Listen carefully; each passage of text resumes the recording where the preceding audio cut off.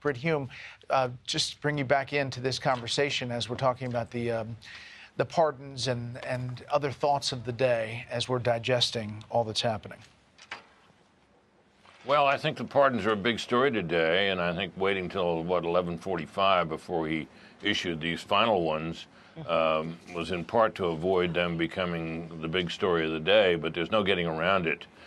This is extraordinary, and the president can protest the outgoing president can protest all he wants about how he's afraid of retribution from Donald Trump and the dishonest Justice Department. But in the end, people are going to look at those pardons and they're going to say, well, there must be something wrong there, something legal that they're afraid of, or he wouldn't have pardoned all these people. And I think, it's hard to analyze this. We can't see any prosecutions, so we'll probably never know whether there could have been any. But it shows you how deeply divided the country is, how so badly divided the country is that as an outgoing administration leaves, its leaders think that people who were either part of their cause, part of their side, or went along with it, might be prosecuted. That's a bad place for a country to be in, and let's hope this doesn't have to happen again. You know, Britt, President Trump said on the campaign trail, "Success will be my retribution." That's what he said.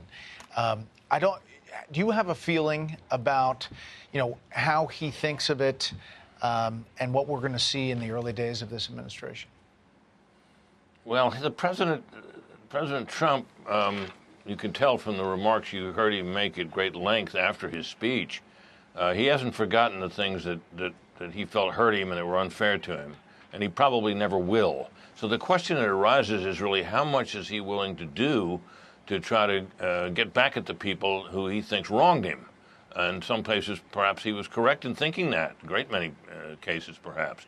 But the question is whether that drags a presidency down, whether it makes for further division, whether it amps up the resistance to him and to his program, or whether those things are better left to the side and his energy spent and those of his administration on his program. Because he's got a big plate. He's made some pretty big promises. Some of them he can accomplish by executive order. Some of them Congress will pass, and some of them it'll be difficult to get Congress to pass. And he will be judged on how well he did that. He won't be judged probably very much on how well he got back at his enemies.